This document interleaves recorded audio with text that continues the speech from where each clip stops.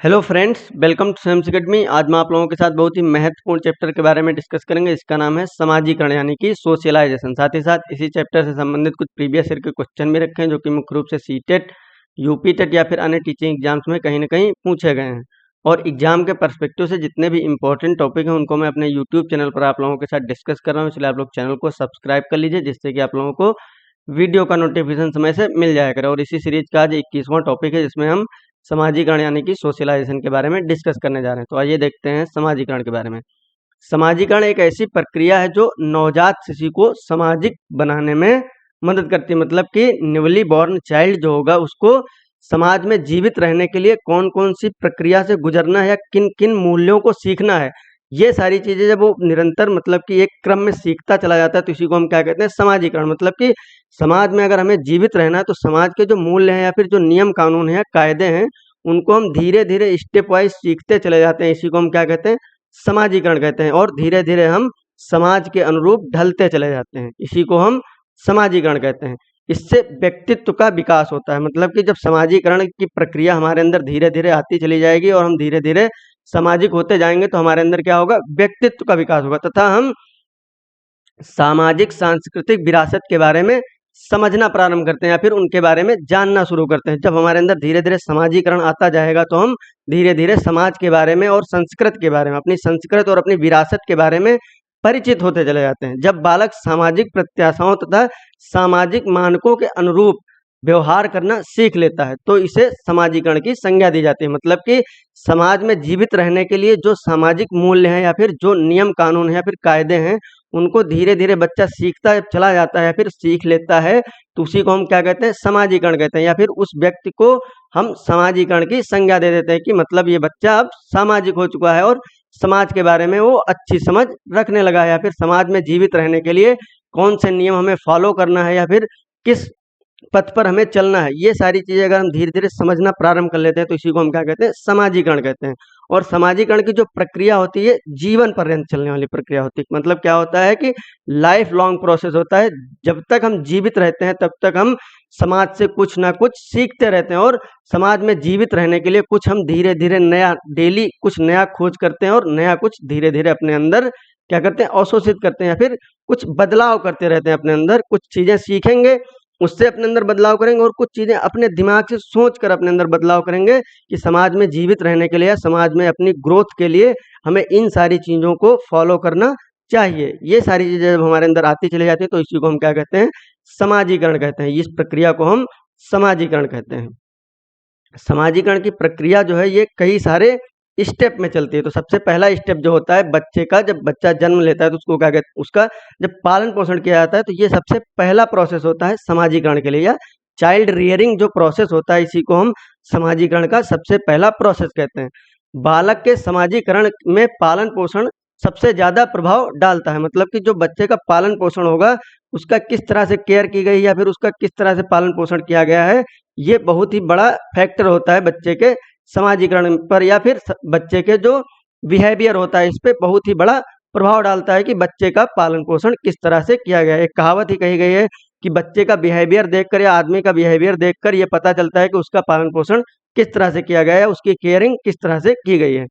तो वह समाज के साथ समायोजन करने में कठिनाई महसूस करता है अगर बच्चे का पालन पोषण अच्छी तरह से नहीं किया गया है। तो अगर बच्चे का पालन पोषण अच्छे से नहीं किया गया है तो वो समाज में अपने आप को एडजस्ट करने, मतलब कि समाज के जो नियम कानून है या जो उसके रूल्स हैं उस रूल्स को फॉलो करने में या फिर उसमें अपने आप को एडजस्ट करने में या समायोजित करने में कठिनाई महसूस करता है अगर उसका पालन पोषण अच्छे से नहीं किया गया, फिर उसको अच्छे से चीजें बताई नहीं गई। इसीलिए तो जब बच्चा जन्म लेता है तो माता पिता जो होते हैं वो उनको धीरे धीरे चीजें समझाते चले जाते हैं कि समाज में अगर आपको रहना है तो आपको अच्छे से लोगों से बोलना है, लोगों की इज्जत करना है। ये सारी चीजें धीरे धीरे करके बच्चे के अंदर ढालते चले जाते हैं जिससे कि उसको समाज में अपने आप को समायोजित करने में या फिर उसमें अपने आप को ढालने में दिक्कत नहीं होती है। अगर उसका पालन पोषण अच्छे से नहीं किया गया है, चीजें अगर बचपन से ही उसे नहीं सिखाई गई तो धीरे धीरे जब आगे वो बड़ा होता जाएगा तो उसको अपने आप को उस समाज में एडजस्ट करने में कठिनाई होगी।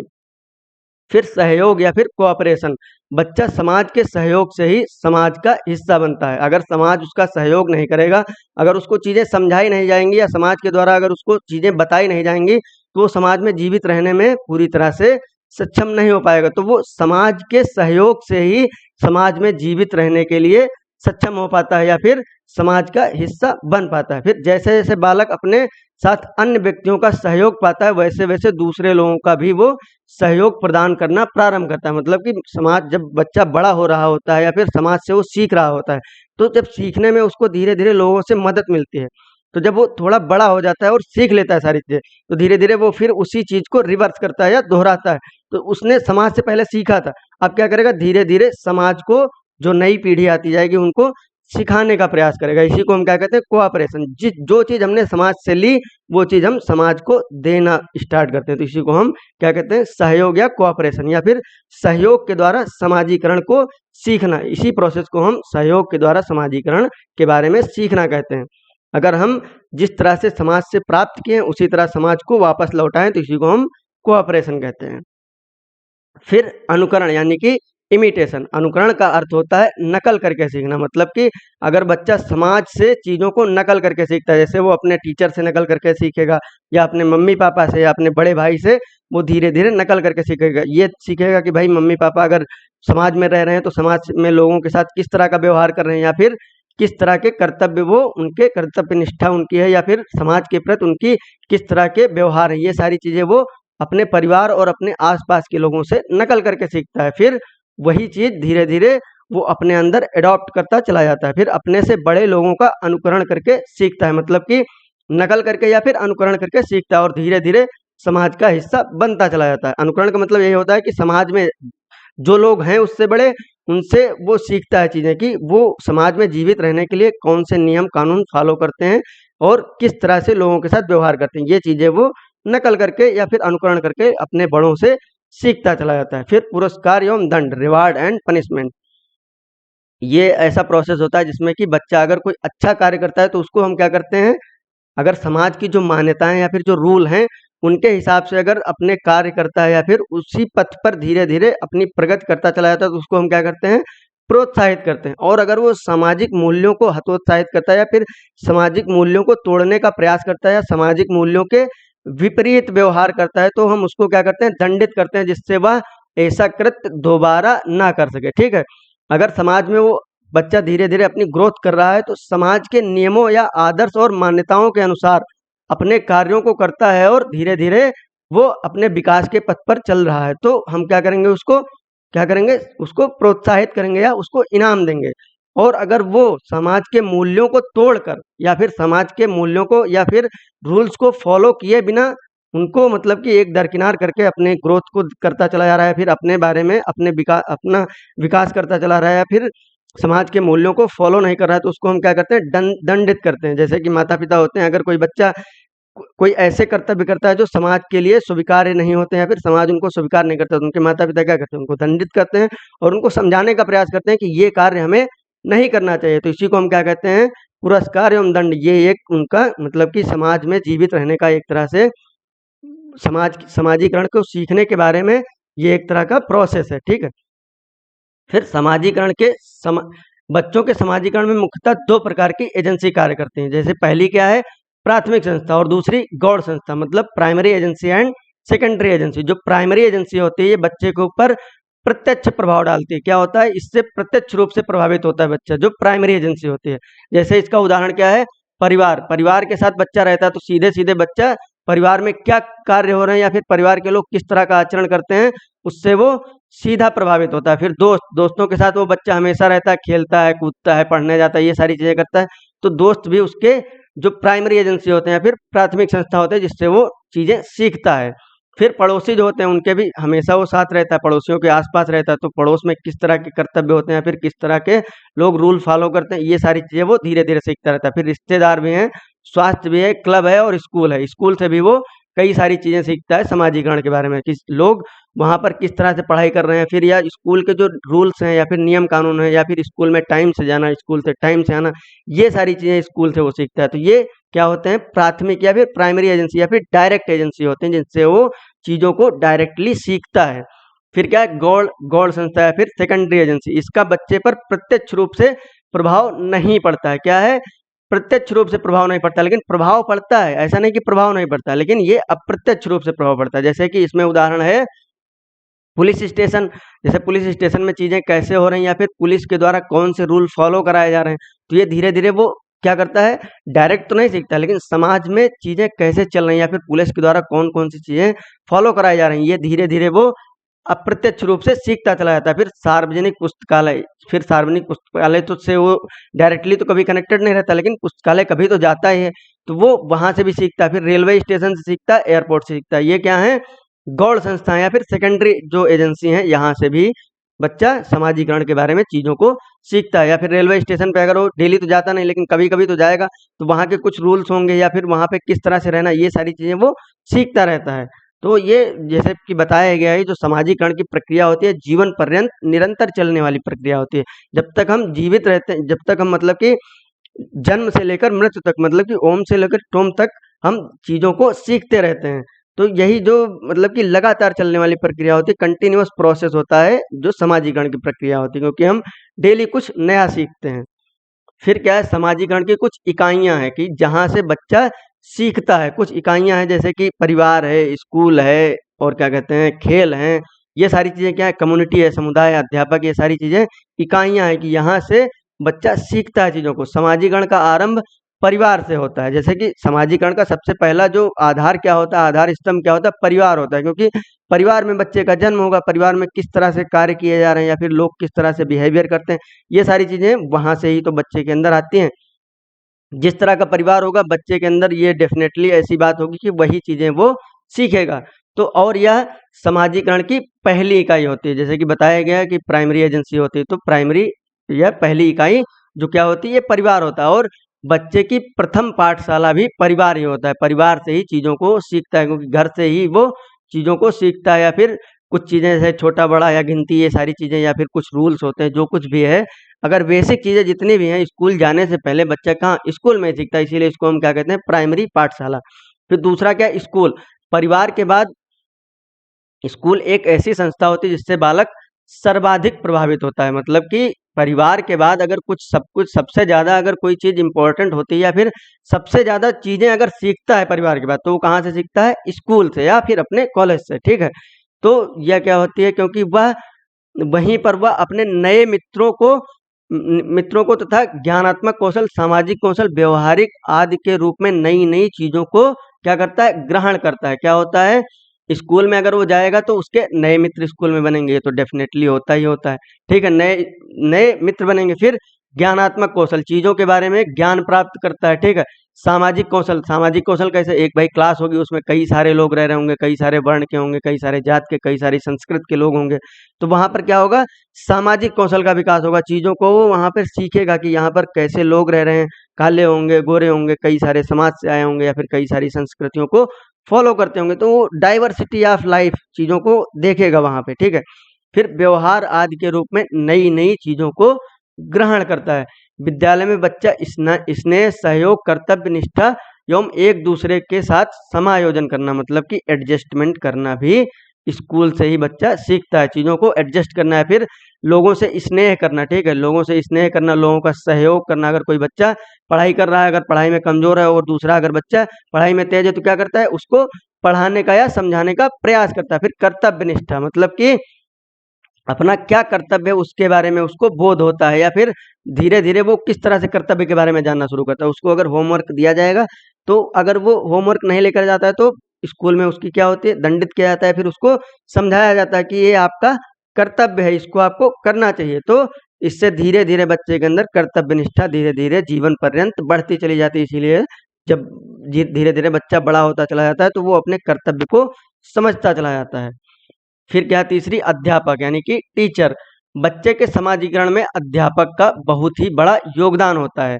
बच्चे अपने अध्यापक को आदर्श मानते हैं, मतलब कि जो समाजीकरण का प्रक्रिया होती है उसमें अध्यापक जो होता है बहुत ही बड़ा रोल प्ले करता है। और जो बच्चे होते हैं वो अपने टीचर को क्या मानते हैं, आदर्श या फिर आइडियल मानते हैं। मतलब कि बच्चे अपने टीचर के नियम कानून को फॉलो करते हैं, जिससे क्या होता है, छात्रों में शिष्टता, धैर्य और सहकारिता के गुण विकसित होते हैं। शिष्टता मतलब कि शिष्टाचार, या फिर लोगों के साथ कैसा व्यवहार करना है, फिर कैसा शिष्टाचार हमें करना है, या फिर समाज में जीवित रहने के लिए लोगों के साथ किस तरह का व्यवहार करना है, या फिर किस तरह से बातचीत करना है, ये सारी चीजें क्या आती हैं, शिष्टता में आती हैं।